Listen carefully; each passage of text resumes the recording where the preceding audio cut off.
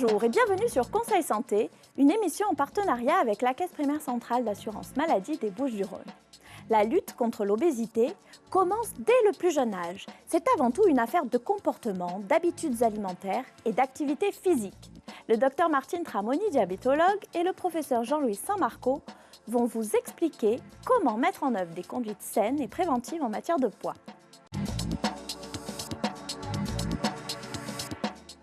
Comment lutter contre l'obésité?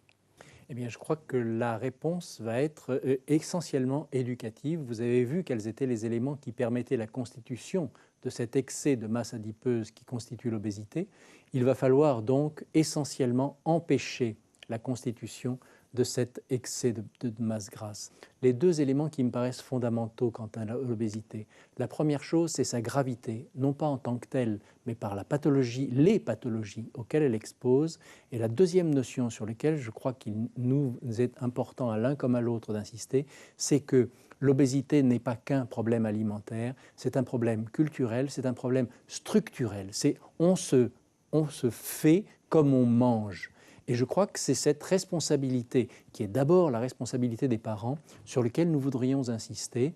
Il n'est pas nécessaire de suralimenter nos enfants et en sucre et en graisse pour leur montrer à quel point on les aime. Il n'est pas nécessaire de les cocooner, de les chouchouter.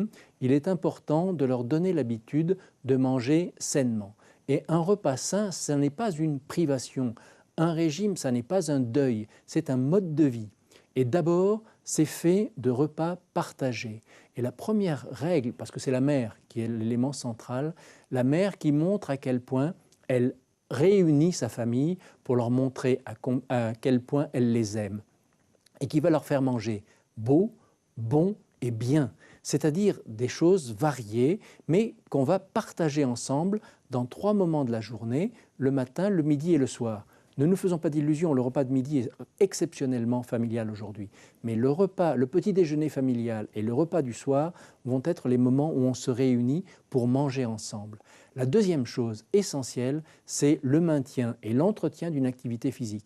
Et je dis bien une activité physique et pas une activité sportive. Si on fait du sport, c'est en plus. Mais d'abord, une activité physique et régulière. Et il est important qu'on sache que nous devons tous avoir l'équivalent de 30 minutes de marche rapide tous les jours. Alors, ce sera différent pour un jeune athlète et pour un bambin, mais il faut que l'un comme l'autre ait cette activité physique. Et dès lors que nous aurons cette alimentation plaisir et plaisir partagé d'un côté, plaisir partagé et varié, et que nous aurons maintenu cette activité physique, on aura réduit énormément le risque d'obésité. Eh bien, merci Jean-Louis pour ces grands messages de santé publique qui montrent bien, qui soulignent le rôle essentiel de nos comportements, c'est-à-dire de l'alimentation et de l'activité physique dans la prise en compte des problèmes essentiels que pose l'obésité dans nos civilisations occidentales.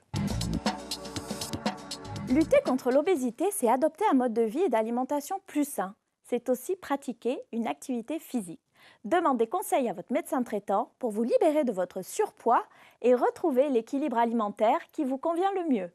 Je vous remercie pour votre attention et vous donne rendez-vous prochainement dans un autre Conseil Santé. À bientôt!